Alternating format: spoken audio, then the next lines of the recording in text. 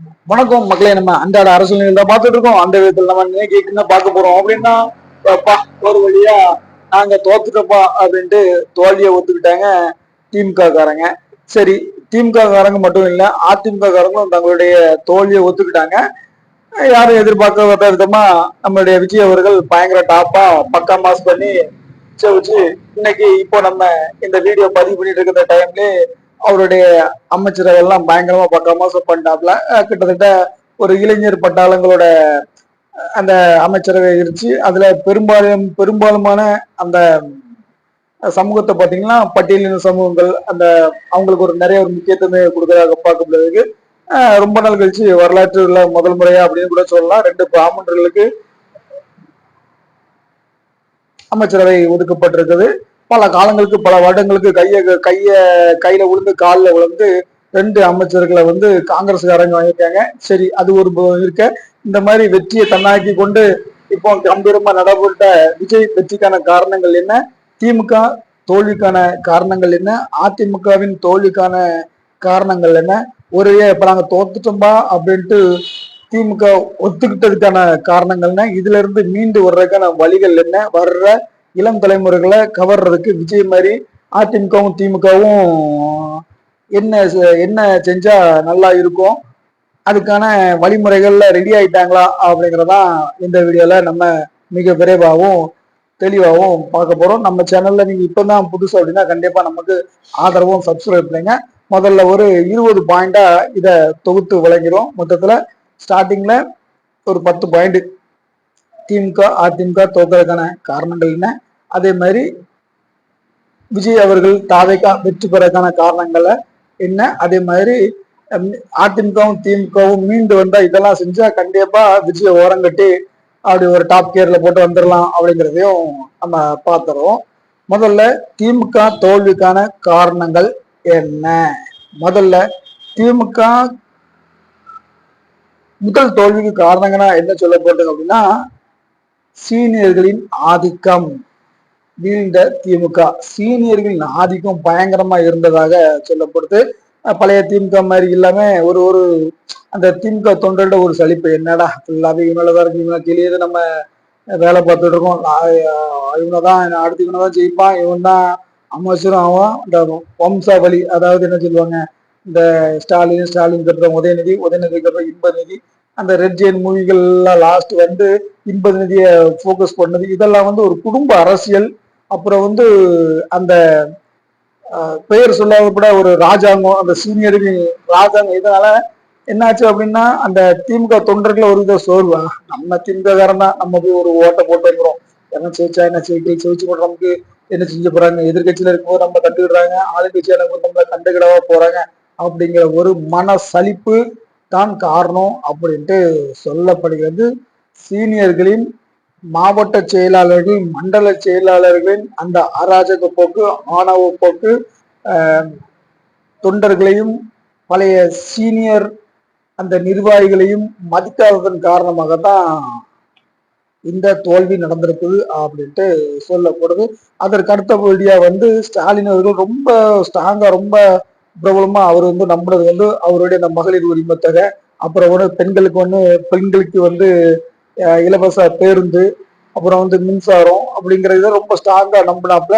ஆனா அது கிரவுண்ட்ல ரீச் ஆயிருக்கா, மக்கள் அதை ஏத்துக்கிட்டாங்களா அப்படின்ட்டு அவர் கேட்டது யாருன்னு பாத்தீங்கன்னா, அதே அந்த மாவட்ட செயலாளர்கள், அதே அந்த சீனியர்கள், அதே அந்த மண்டல செயலாளர்கள் தான். அவங்க வேற கிரவுண்ட் லெவல்ல உள்ள மக்களை யாரும் பக்கத்துல, அதாவது கிரவுண்ட் லெவல்ல உள்ள அந்த நிர்வாகிகள், கிரவுண்ட் லெவல்ல உள்ள கிளை செயலாளர்கள் யாரும் பக்கத்துல இருக்க முடியாத அளவுக்கு எல்லாம் சூப்பரா இருக்கு, எல்லாம் நமக்கு சாதகமா தான் இருக்கு, பாத்துக்கலாம், நம்ம அடுத்த ஆச்சு 2.0 ஆச்சு, நம்ம தான் அப்படின்ட்டு ஒரு அசால்ட்டான ஒரு தோரணையில, ஒரு அதிகார திமுறல அந்த அறிக்கையை மு.க.ஸ்டாலின் அவர்கள்கிட்ட சமர்ப்பணம் செய்துக்கிட்டாங்க.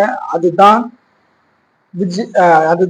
திமுக தலைவர் ஸ்டாலின் நம்பிய அந்த வாக்குகள் பொய்யாகி, அது பொய் அறிக்கைகள் மட்டுமே மு.க.ஸ்டாலின்கள் அவர்களிடம் போனதுக்கான காரணங்களாக சொல்லப்படுகிறது. மு.க.ஸ்டாலின் அவர்கள் நம்பிய உண்மையான அந்த கிரவுண்ட் லெவல் மக்கள்கிட்ட இல்லை அப்படிங்கிறது தோல்விக்கு அப்புறம் தான் ஸ்டாலின் அவர்களுக்கு தெரியப்பட்டது. அதனால்தான் இதுதான் நான் வந்து என்னுடைய மாவட்ட செயலாளர்களையும் என்னுடைய மண்டல செயலாளர்களையும் நம்பதுதான் காரணம் அப்படின்ட்டு ஒத்துக்கிட்டாரு அப்படின்ட்டு நம்ம வீடியோட ஸ்டார்டிங் சொன்னது காரணம்.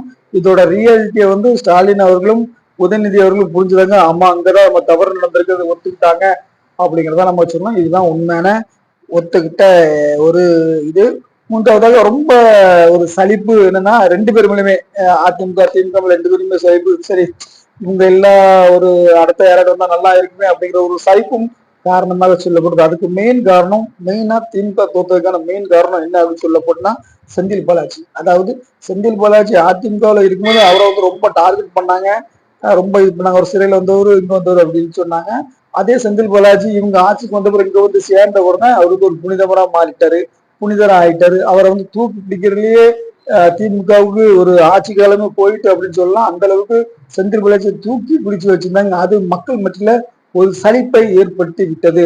அதிமுக இருந்தா கெட்டவன் அவன் வந்து உங்க கட்சியை சேர்ந்த உடனே அவன் வந்து ஒரு ஒரு ஒரு பிதாமகனா மாறிவிட்டாரா, ஒரு தீய சக்தியா இருந்த ஒரு நல்ல சக்தியா மாறிவிட்டாரா அப்படிங்கிற ஒரு அலுப்பு மக்களிடையே ஏற்பட்டு விட்டது. அந்த மாதிரி இவங்க ரெண்டு பேரும் வந்தாலும் இதைதான் செய்ய போறீங்க அப்படிங்கிற ஒரு சலிப்பு மக்களிடையே ஏற்பட்டதுக்கான ஒரு காரணமும் சொல்லப்படுகிறது. இரண்டாவது வந்து வேற்று கட்சியில் வந்தவர்களுக்கு முக்கியத்துவம். அதே மாதிரி அதிமுக கட்சியின், அதாவது அதிமுகவுடைய முன்னாள் அமைச்சர்கள், முன்னாள் மாவட்ட செயலாளர்களை நீங்க கட்சியில இறச்சிக்கிட்டு அவங்களோட கை ஓங்கினது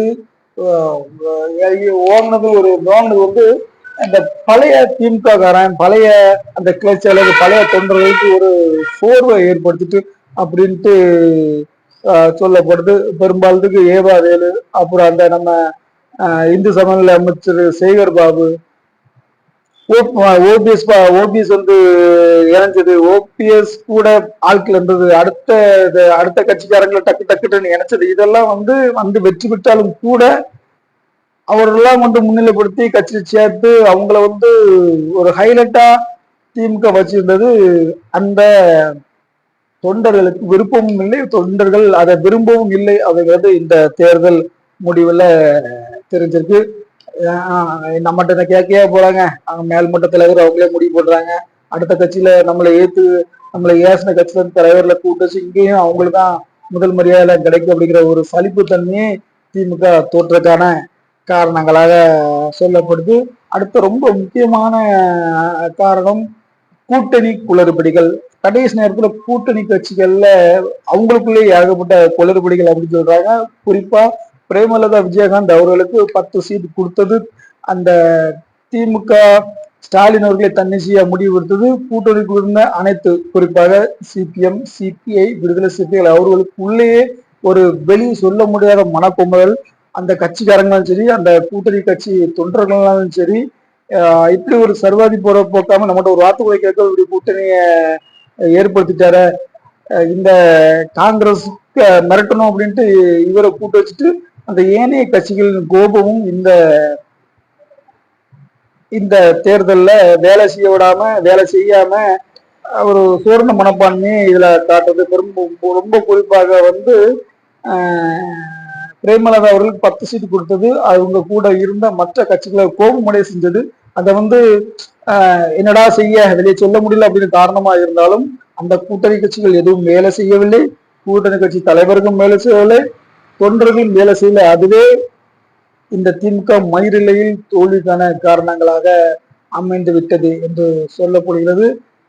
தேமுதிகவுக்கு இவ்வளவுக்குள்ள நீங்க ஒரு இடம் கொடுக்க காரணம் என்ன அப்படின்னா, இத்தனை காலமா ஆதி காலமா உங்க கூட இருந்து எங்களுக்கு ஒண்ணும் இல்லையா, அதே மாதிரி நேற்று அதிமுக பிரிஞ்சு வந்து அந்த கூட்டணிக்கு இவ்வளவு நீங்க முக்கியத்துவம் கொடுக்க என்ன அப்படிங்கிற ஒரு சலிப்பு தான். அதான் உங்க ஒன் மேன் டிசிஷன், நீங்க தான் யாரையும் கேட்காம டிசிஷன் எடுத்துடுறீங்க, எடுங்க சரி உங்களை நாங்க ஏற்றி என்ன பண்ணவா முடியும் அப்படிங்கிற மாதிரி கூட்டணி கட்சிகளின் கோபம், கூட்டணி கட்சியின் அந்த தொண்டர்களின் கோபமும் திமுக அவர்களை தோல்விடைய செய்து விட்டது அப்படின்னுட்டா நமக்கு தெரிய வருகிறது.